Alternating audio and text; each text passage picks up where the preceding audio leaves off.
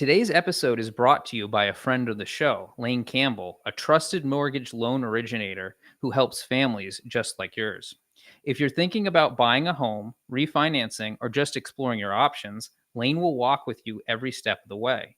Serving North Carolina, Virginia, and Florida, Lane takes the stress out of the mortgage process so you can focus on what matters most. Whether it's using your home equity to get money for home improvements or debt consolidation, or finding the right loan for your first home, Lane is ready to serve and answer any questions. Call or text him at 618 671 1830 and get the mortgage advice you need. That's 618 671 1830. AFMA Mortgage Services LLC. That's AAFMAA Mortgage Services. NMLS number 24135337. Equal housing lender. For licensing and legal disclaimers, visit amshomeloans.com. Good afternoon, everyone, and welcome to the Particular Baptist Podcast. I'm your host, Daniel Vincent. You can find us and other podcasts at reformpodcast.com. Also, check out our blog at theparticularbaptist.net. Okay, I hope everyone had a great Thanksgiving. And I guess we're still in this Thanksgiving mode and this Thanksgiving weekend. I know that I've been doing a lot of traveling myself with family events surrounding Thanksgiving weekend, and just, nice to take off some time with work and been able to get caught up on reading, which is a rarity for me to be able to just sit down and dedicate time in reading. So it's been a blessing to be able to catch up on some of these things and spend time with family and just unwind a bit from the busyness of life. Thankful for that. So anyways, our discussion today, looking at some things that Dr. Stephen Wolfe talked about in a recent episode he did on the Lone Bulwark, where he dives, he's really interacting with a review of a book that was put out by Bard, published by Founders, called The King of Kings. Basically, it makes a case for the state, or the book makes a case for the state to promote the Christian religion. And of course, this principle is a key tenet of Christian nationalism in Wolfe's understanding of it. And of course, as Wolfe talks about in his discussion of this review, that can look different in different ways. It can look different depending on the context. There's not some sort of monolithic, single, absolute standard for what the promotion of the Christian religion looks like. But there was a review put out by a Baptist that talks about Bard's book, and Bard apparently is a PCA Presbyterian. If you listen to the interview he did with Tom Askell and his co-host on the sword and the trowel, you will find that discussion goes into more detail of Bard's background. Interestingly enough, PCA is the same denomination as Stephen Wolfe. I don't know where they align in terms of, Wolfe's overall position versus Bard's position of promoting the state, but I think they agree, at least in principle, with that on that matter. But what kind of perked my attention on Wolfe's discussion was he discusses some of the things with Baptists. He goes a little bit into some Baptist history because the review of Bard's book goes into some Baptist history as it relates to political science, political theology, political theory surrounding Baptist life. And he made some comments on Baptists. Obviously, as a Baptist, that perks my attention, and I thought there were some things that were worth commenting on. And I love Brother Wolfe. There's a lot of things we agree with on. Of course, there's some things we disagree with. I encourage you to go listen to our critique of his book that we did, as well as our 2 follow-up interviews that we did with him, which I think were helpful. We're friendly towards Brother Wolfe. There's I think a lot of things we agree on with him, and I think he does put out some helpful things, even in spite of our disagreements. I think our disagreements are relatively minor in the grand scope of overall political theology. But there were some things that he talked about in that episode that I want to highlight that I think are helpful. Coming at this from a Baptist perspective, and some of his comments from his episode. So I want to look at those a little bit. I think they're helpful. I think that, especially on this first point that Wolf will bring up in this clip that I'm going to play, and I'm going to play a little bit of clips from the episode. He, I think, has some fair points about Baptists, and I think that he highlights some areas that maybe Baptists could work on, just from an overall argumentation standpoint, not necessarily specifically related to the discussion of political theology, but just in general, in terms of some of the historical backgrounds, and when talking about how we're to argue and make our propositions and argue our propositions if we want them to be accepted. I think some of his comments are helpful here. So I want to dive into some of these and kind of come at this as an outsider, I guess, as a Baptist, and kind of talk through some of these. So this is the episode. It's called "The Bad Review of Bard's Book." You can find it on his channel, The Lone Bulwark, with Stephen Wolfe. This episode was, I think, from a week or 2 ago, and he's going through this article that critiques Bard's book. It's by Casey McCall. It was published on November 11th, 2025, on, I think it's McCall's blog called "Elephant in the Room." So it's a Substack. You can go and find it if you want to read it. But the article is called "Must Government Promote Christianity? A Critical Review of James Bard's King of Kings, a Reformed Guide to Christian Government," which is the title of Bard's book.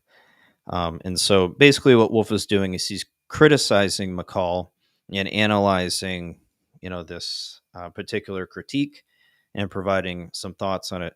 But because McCall is a Baptist and he's coming at this critique from a Baptist perspective, Wolfe takes some time to talk about some Baptist thought surrounding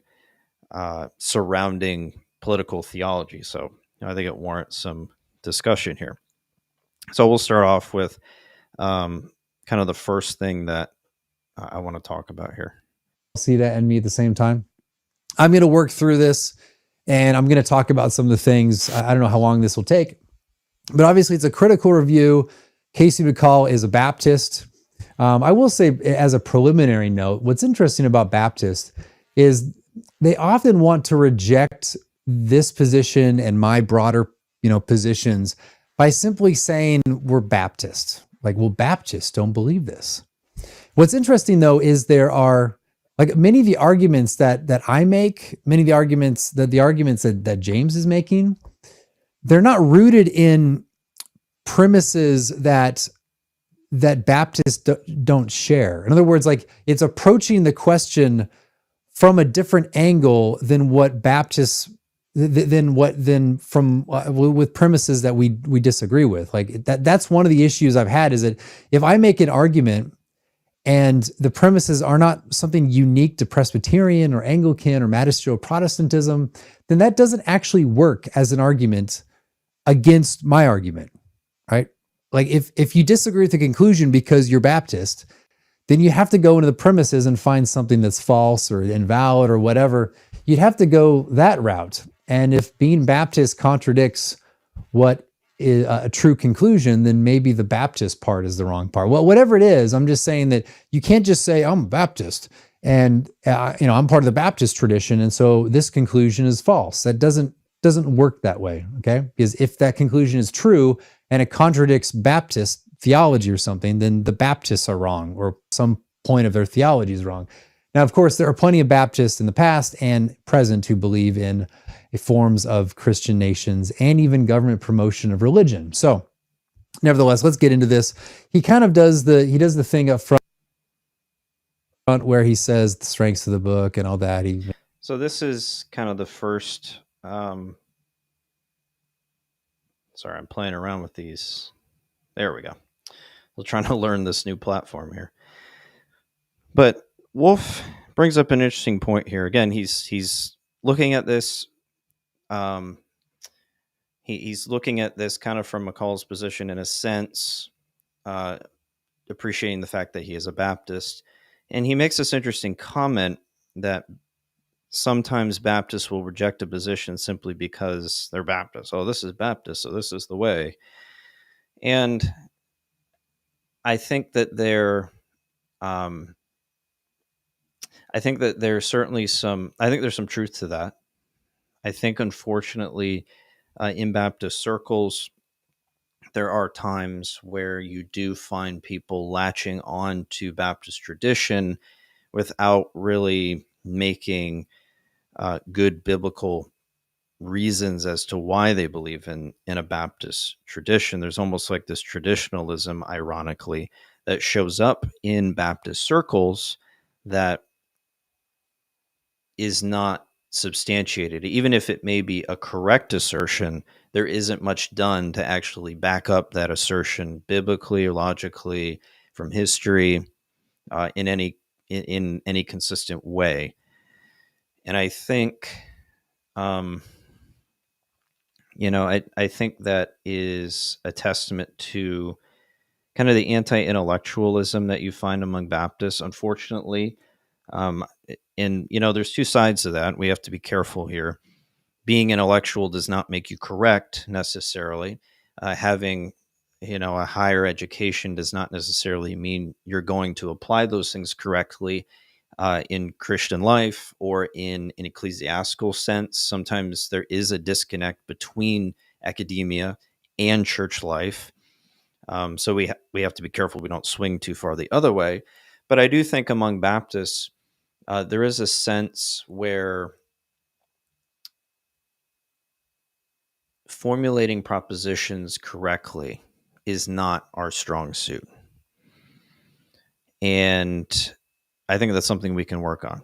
Now, Baptists historically, if you look from our tradition as, the particular Baptist tradition, you do see a strong biblical, exegetical, historical, logical push to argue for baptism, to argue for a independent local church ecclesiology, to argue for the fundamentals of the faith, and grounding that not only biblically but also in church history, and having a broad understanding of where these doctrines are coming from. So historically, you do see a strong push to ensure that these doctrines are not seen as something that is being made up, right?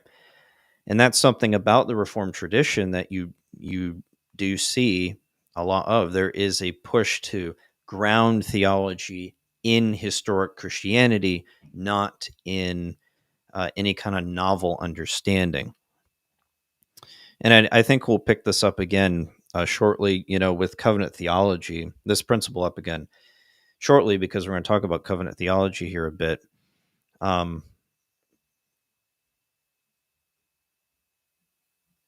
Historically, Reformed Baptists or particular Baptists, they argued for biblical sacramentology, baptism especially, in political theology, their understanding of political theology on the basis of taking Reformed covenantal theology to its logical conclusion and trying to argue that the principles that the Reformed are using, especially in baptism, particularly in baptism, that the arguments they're using don't go far enough. And the Baptists are saying, well, if you're consistent, you'll end up where we are.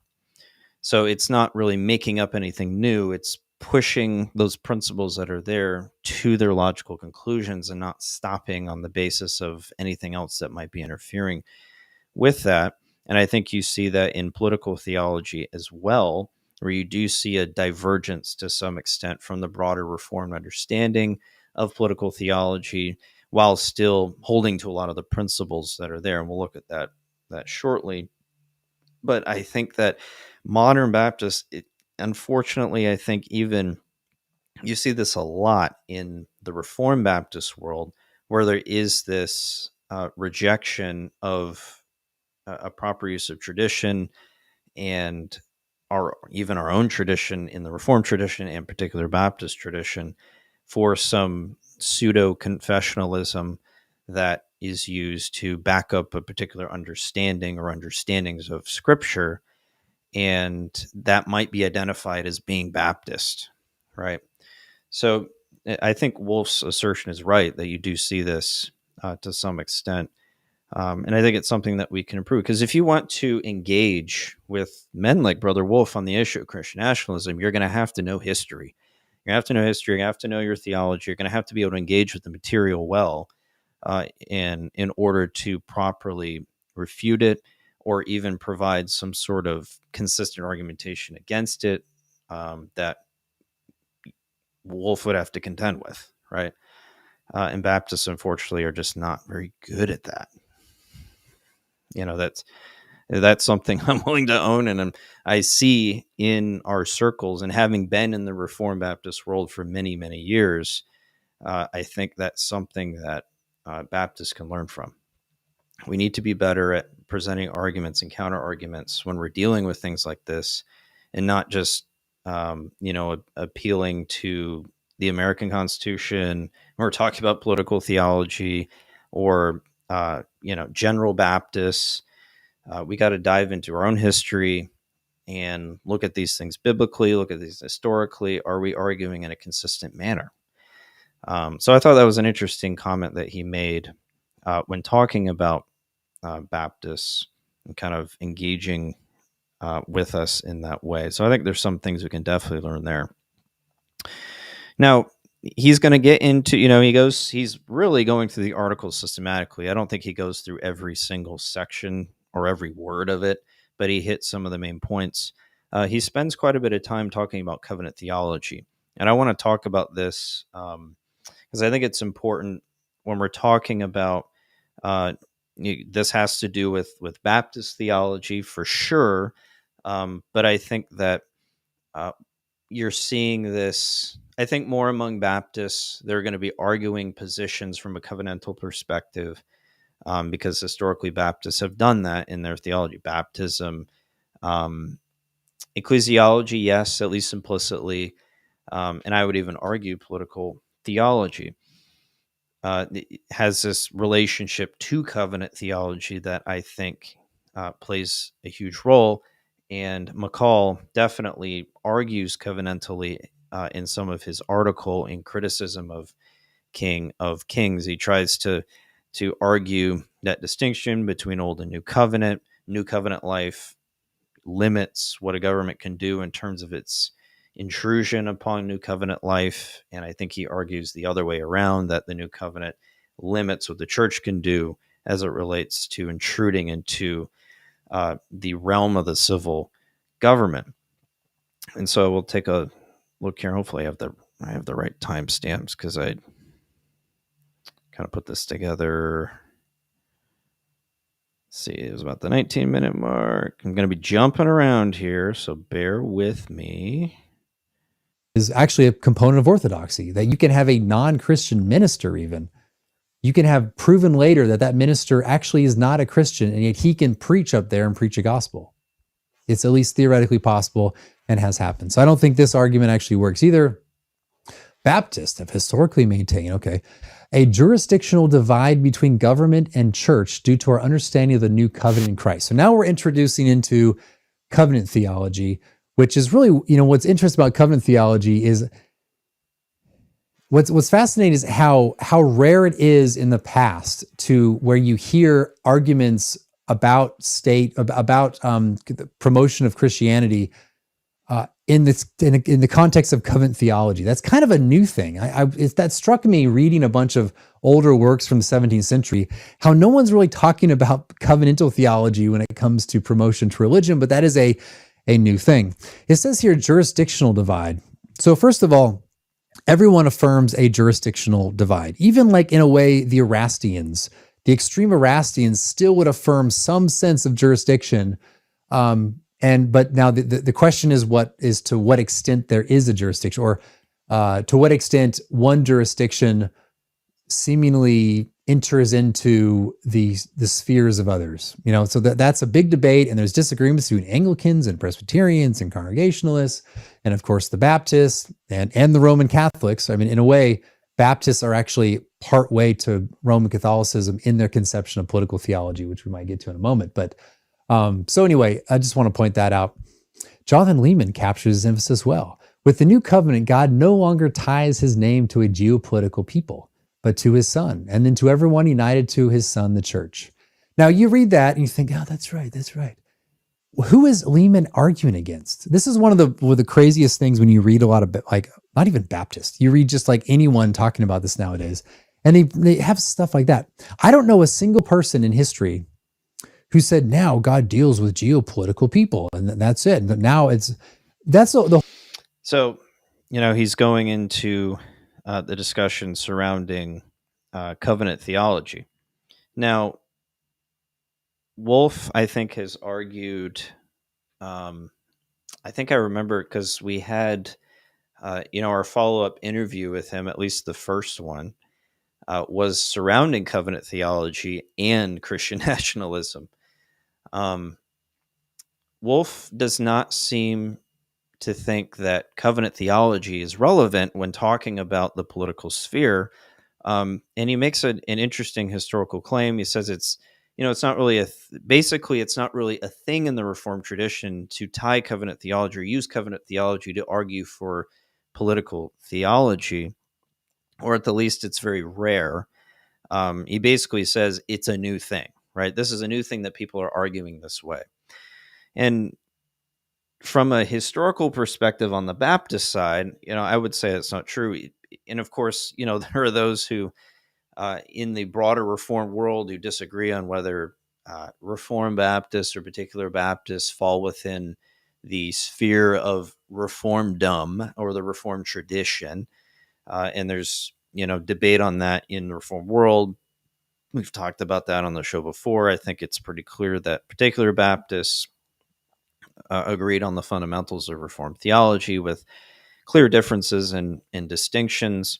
But of course, that was their goal with these confessions. At least the first one, the first Second London Baptist Confession, was to show how much they actually agreed with the Reformed tradition and how much they disagreed with the Anabaptist tradition that they were being accused of just being a branch of. And so you have this confessional consensus to say, we're with you guys on 99.99%, but here are the things that we disagree with, baptism being probably the most significant.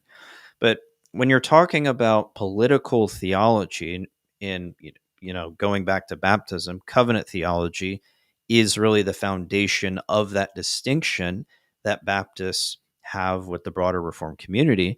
But you do even see among particular Baptists in the 17th century, and this would be at the very least the 1640s, you see covenant theology, covenantal categories being used to define those jurisdictions. Okay, so in the 1640s, you have the particular Baptist Christopher Blackwood in a work that he did. I believe it was The Storming of Antichrist. You got to understand with baptism, there was, at least in early particular Baptist theology, there was an understanding that infant baptism was a leftover of the papacy. And so really you're practicing popery. So there was much stronger language against like a Presbyterian or an Anglican as it relates to baptism. later on, particular Baptists stopped using that kind of language.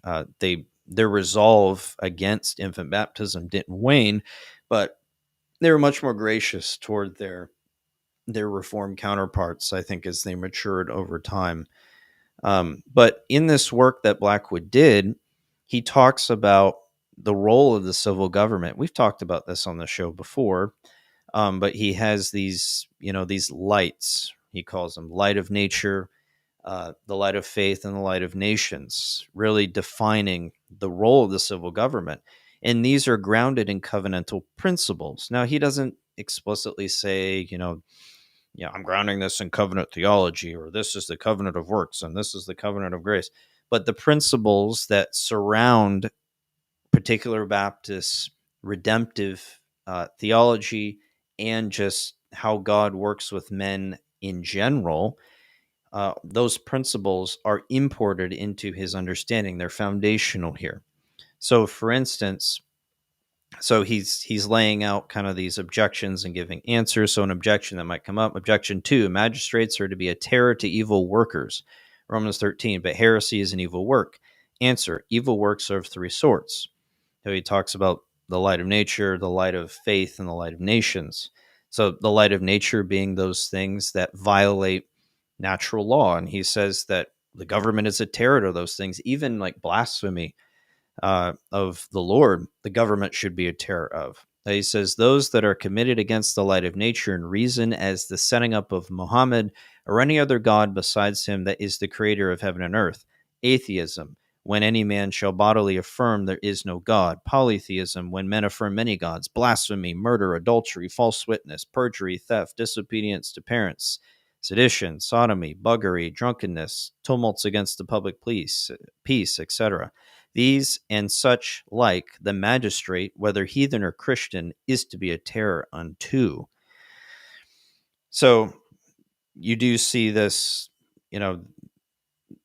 Baptists, particular Baptists, in a consensus view, affirmed the enforcement of the first and second tables of the law. And of course, in a negative sense, it wasn't let's in a negative sense punish blasphemy, and then in a positive sense replace it with now you must believe in the Christian God. That they believe was out of scope. But there was a sense where in the jurisdiction of the government was to punish the violation of natural law. And so blasphemy, setting up of other gods, was to be dealt with. And of course, this is grounded in the covenant of the Noahic covenant, that general covenant that God made with man in terms of setting up. You find in Genesis 9 where you do have this civil order that is set up. This is really an application of that covenantal understanding. And talks about the light of faith, which of course the civil government doesn't have any kind of jurisdiction in, which has to do with the church's jurisdiction, and of course that's grounded in the new covenant. So these are just examples to show that this is not this idea among Baptists today to argue covenantally about political theology is not unfounded. Now, does McCall know about Blackwood's understanding? I don't know. The Blackwood's work is not something that I think is incredibly well known among modern day Baptists. But even if they're doing so unwittingly, there is precedent for it historically in the Reformed tradition to argue political theology on covenantal principles. So, going into some historical theology there related to Wolfe's comment, there's nothing new about this. There isn't. There is definitely precedent in the Reformed tradition for it. And I think it's helpful to argue these covenantal principles because it helps to provide us that foundation on where those jurisdictions are. Where are those things to be to be held off at. Where can those particular areas of the kingdom of God, whether the natural or the special dispensation of the kingdom of God and the church, where do those lines, where are they to not be crossed on either side? That covenantal theology helps us to do that. Okay. So again, while it might seem new to argue for kingdom distinction on a covenantal basis, it really isn't. And I think this just highlights the need for Baptists and just the Reformed world in general to rediscover and recover historical theology among our tradition. And I think this might be why you see more people. It might appear to be new because I think you might be seeing more people, more Baptists arguing political theology from a covenantal perspective. And I think that isn't part due to a greater recovery of our tradition. People might be reading our tradition more, reading primary source material, not relying on Baptist historians who may or may not have good information that they're providing. But you do see, at least in the particular Baptist tradition, you do see this strong recovery maybe in the last 20 years, and as these materials become more accessible. So I think that might be why we're seeing, this being pushed among Baptists more. And it's interesting too, while the Reformed in general may not have done this, again, I think with particular Baptists, they believe that they were taking Reformed principles to their logical conclusions.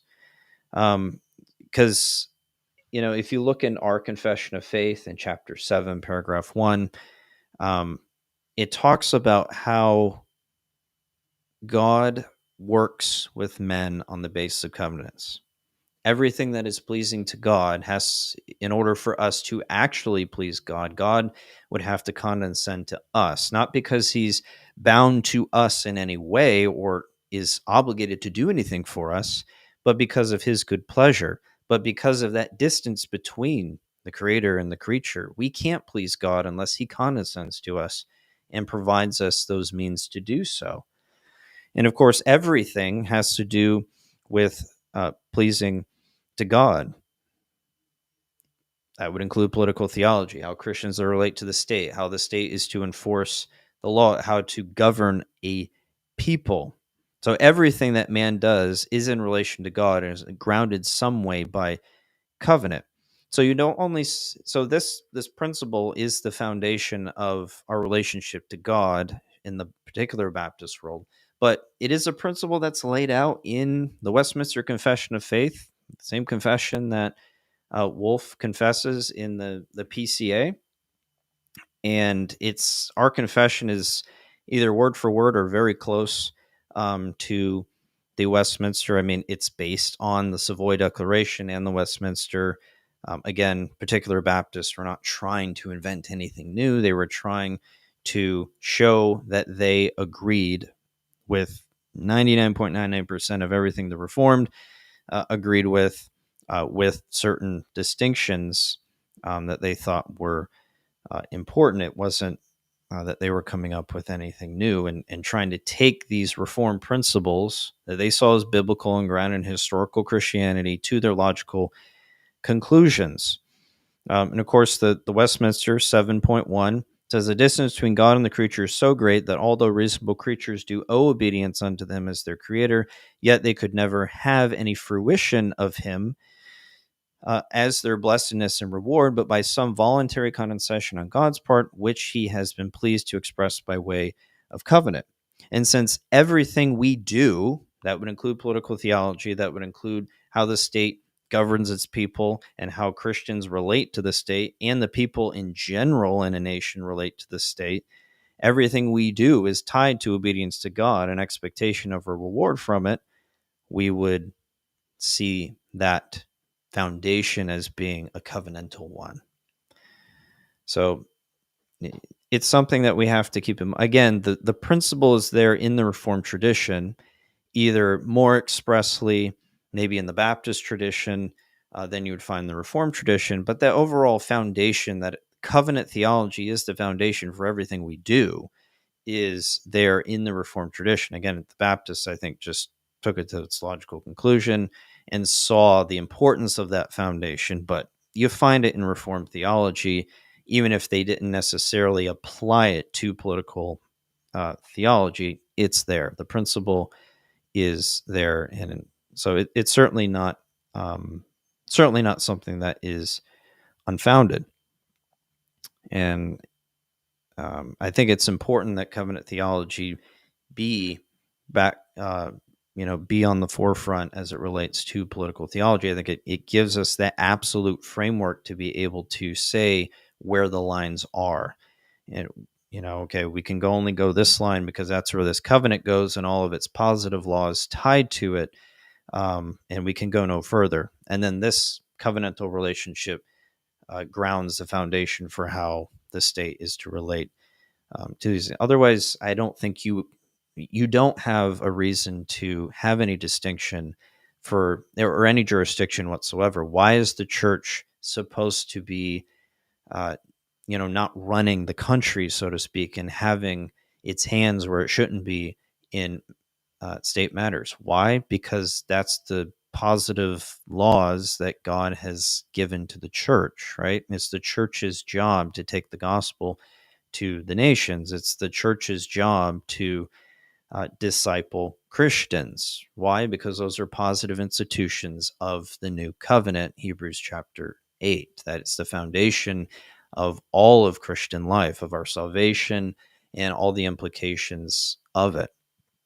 So, it provides us that clear boundary that we can't go beyond.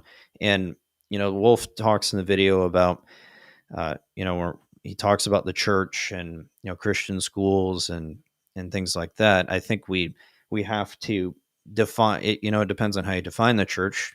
In a confessional sense, at least in the Second London Baptist Confession of Faith, when you're talking about the church, there is a invisible aspect to the church which sees all Christians everywhere who are true believers. And then you have local churches where professors of the faith are gathered and united to one another and carry out the mission of the church locally, primarily in their particular areas. So, it depends on what you mean by the church, but I think when Baptists, at least Reformed Baptists, are talking about the church in general, it's not necessarily tied to any particular local church. It's just the mission of the church universal, right? That is carried out in local churches.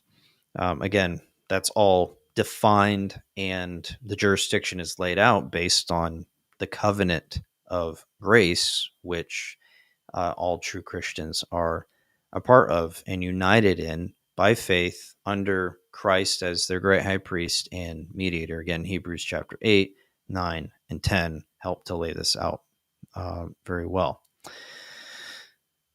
So yeah, covenant theology is important when we're talking about these things. And it's not something that is new. It's not something that just modern day Baptists are now pushing, and it has no precedent in the Reformed tradition.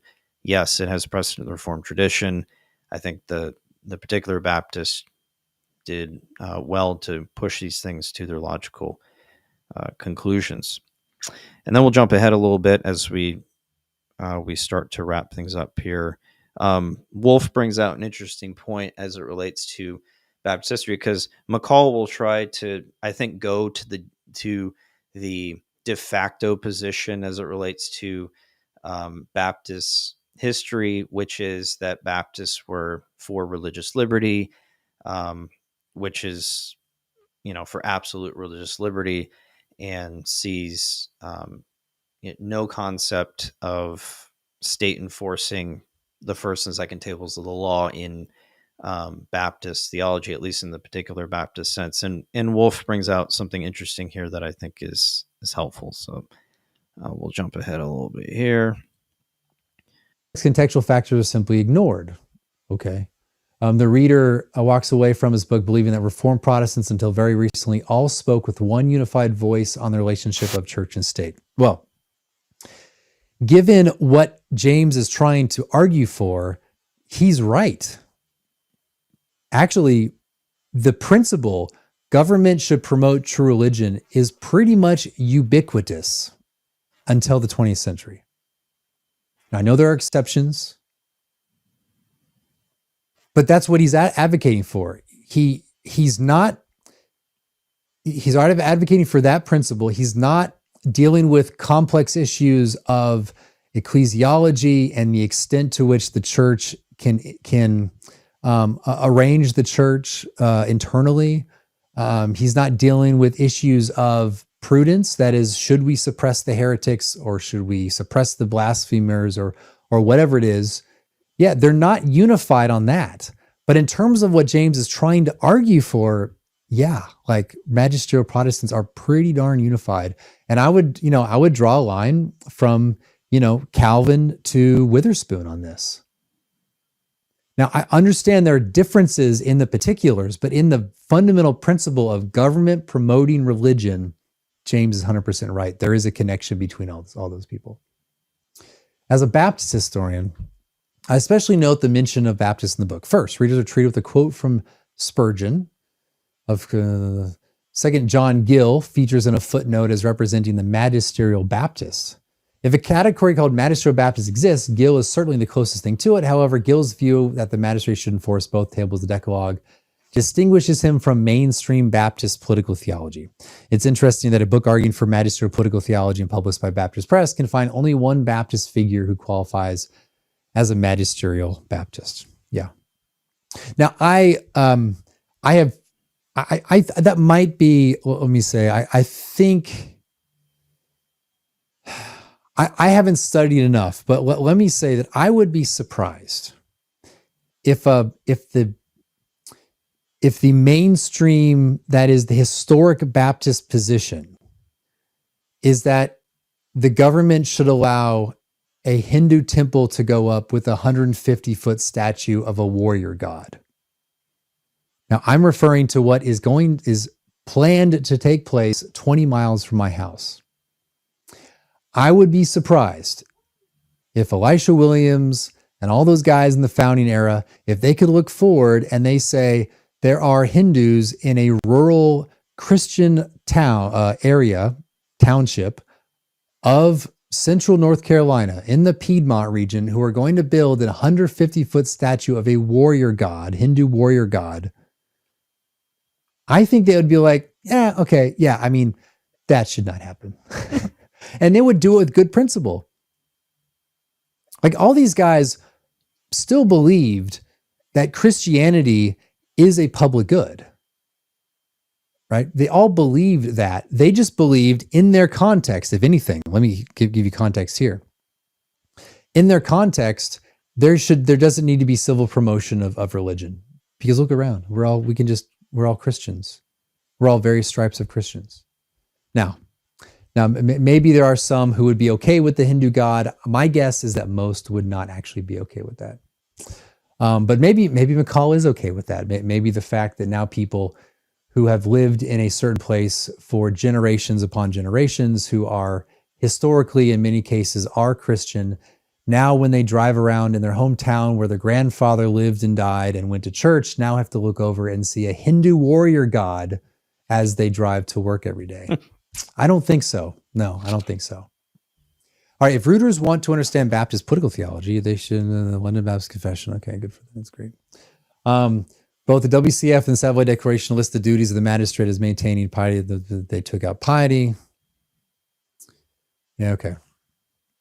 That's great. Now, I would just repeat what I said early on, and that is that this is not really an argument.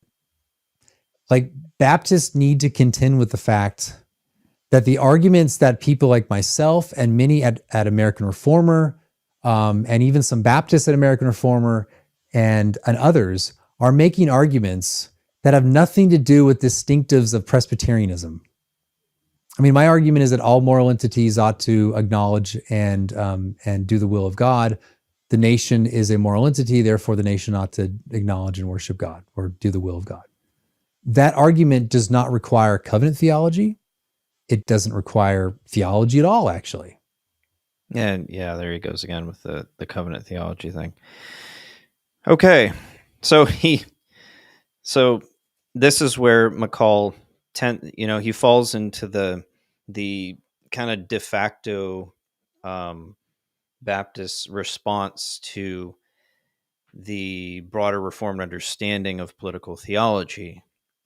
And even, he acknowledges that, okay, John Gill, he was a magisterial Baptist. He was definitely believing in enforcing both tables of the law. But, he's the only exception. That seems to be what he's saying. That isn't the norm. The norm is different. And it's interesting, Wolfe admits that, yeah, this is not my strong suit. I haven't studied this much, but he said, I would be surprised if the historical Baptist position is that they would be okay with a Hindu demon god being raised up for all the world to see. And that's interesting. And I think he hit the nail on the head. At least, you can find Baptists, General Baptists, we're definitely, and Anabaptists, obviously, we're definitely for religious liberty in an absolute sense. But we find in the particular Baptist position, the consensus view was that both tables of the law were to be enforced. We've talked about this on the show. We have a whole episode, actually 2 episodes that talk, at least 2 episodes that talk about this. And what you see in the particular Baptist tradition is an acknowledgement of the state's role in keeping the public peace, the public good, if you will, to use Wolfe's language, by, in a negative sense, suppressing things like blasphemy. I can give an example of this. You see with William Kiffin, who was a very prominent particular Baptist leader, a signer of the first and second London Baptist Confessions of Faith. He served as an MP in Parliament in the 1650s, and there was an incident where there was a Quaker who came on the scene and blasphemed Christ, and he was arrested. And there was sanction there from the state, and he publicly supported that. He didn't believe that the death penalty should be given, but he did believe that he publicly stated that there should be some just punishment given for public blasphemy of Christ. And so you do see this principle there that the first table is to be enforced along with the second table. Now, of course, they didn't believe in any kind of state establishment, in any kind of a church, or that the state should be involved in the matters of the new covenant. But there was this negative enforcement that was being put there that to keep order and to ensure that the state is doing its job to enforce the first table of the law. You do see that very clearly in particular Baptist literature, and we've at the particular Baptist we've done quite a bit of extensive historical research and documented much of that. We talked about this on the show, but unfortunately, Baptists don't. They tend to stay away from that, or they just don't know about there's an appeal to general Baptist theology as the standard for what particular Baptists believe on political theology, when we have particular Baptist publications from the 17th century in our confessional tradition that do push for enforcement of the second table of the law, including which also includes blasphemy. So you do see these things that are there. So Wolfe is right. In Baptist historical thought, in political theology, they would have not been okay with this.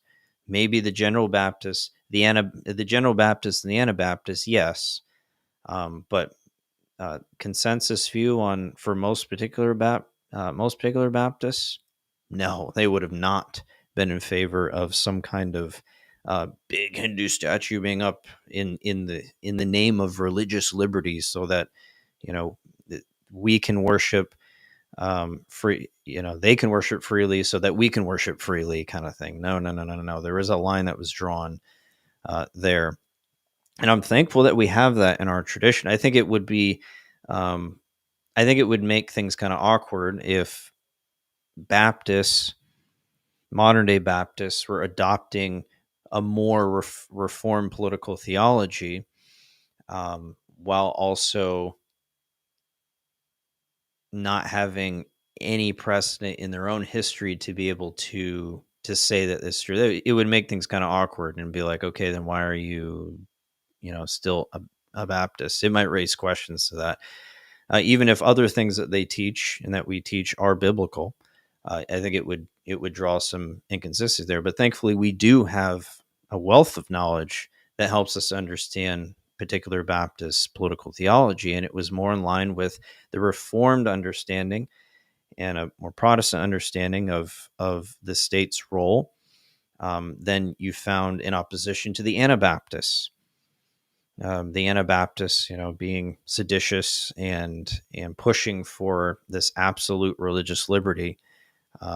You saw that, being pushed back against by particular Baptists, and I think it established them, I think, as very strong contenders for a very strong magistrate that was to punish people like blasphemers. People who publicly blaspheme God, at least, should be suppressed. And like we read from Blackwood, setting up Muhammad or setting up pagan gods, that should be, the state should be a terror unto, right? So putting up a pagan, a huge statue in North Carolina of a pagan demon god would not fly with the consensus view of particular Baptist political theologies. I thought it was interesting that he brought that up, and he basically got it right. That, yeah, I don't think that would have flown in that time.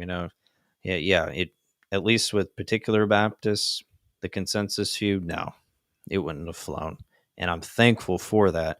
And that gives us, we can stand with Wolfe on a lot of these issues and say, yeah, that they followed in, broadly speaking, the Reformed understanding of political theology, maybe with some minor differences, but I think the foundation was there, where you did see this enforcement of the two tables, and of course McCall is he appeals to the differences between the Second London and the Westminster, or differences between them on the magistrate in terms of their wording, and I think that's been another problem among Baptists, Reformed Baptists today too. When talking about political theologies, they will appeal merely to the confessions and ignore the historical, political, theological context surrounding that, because again, we do have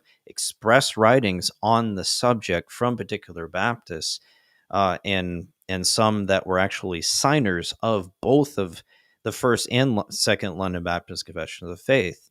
But people will just appeal to differences or omissions in the Second London that were not, or that are in the Westminster, and say, oh, look, they didn't believe in those things. They didn't believe in the suppression of blasphemy because it's not mentioned in the confession, which doesn't really prove anything from the standpoint of what they believed. They didn't want to put certain language in there, I think, because not all of them were on the same page as it relates to political theology. But what you found among most of them, that's why we say there's this consensus view, because you do have consensus documents that were signed by multiple particular Baptists on these issues, and then you have individual writings that were by and large accepted among that tradition, that helped to inform that, and so those things can be used to inform the understanding of our confession of faith. But anyways, Wolfe has a lot of good things here. in this video in terms of, he has some good things here in this video as it relates to critique. Obviously, there's some disagreements. We've already noted disagreements on the show before with him in our discussions with him. But he's talking about Baptists. I think it's helpful to talk about some of these things, and as a Baptist looking in and kind of analyzing these critiques and discussions. So I hope this has been helpful. I hope it's beneficial. I might even pick up. I was tempted to pick up Bard's book and read it. I might. It's not a big read. I think it's maybe about 100 pages, so I could probably blow through it pretty quickly. But there might be some helpful things in there that we can glean. Anyways, everybody have a great rest of your Thanksgiving weekend. Those in the United States, have a great rest of your Thanksgiving weekend. And Lord willing, we will be back next week. We're going to be having a guest on soon. It will be 2 weeks. We'll have Dr. Timothy Gatewood. He's been on the show. A couple of years ago, he was on the show. But we'll be talking about his new book, Truth Not Served by Human Hands, which is about a theology of the divine ideas, divine intellect in Thomism, and talking about the importance of that and applications of that today. So we'll be discussing his new book with him coming up. So look forward to that. Be sure to join us, and everyone have a great weekend and take care. Thank you for joining the Particular Baptist Podcast. Be sure to follow us on Twitter at The Particular B and subscribe to us on YouTube, where you can find more of our podcast content. Also check out our blog at theparticularbaptist.net. And if you'd like to support our ministry, become a patron today at patreon.com/theparticularbaptist.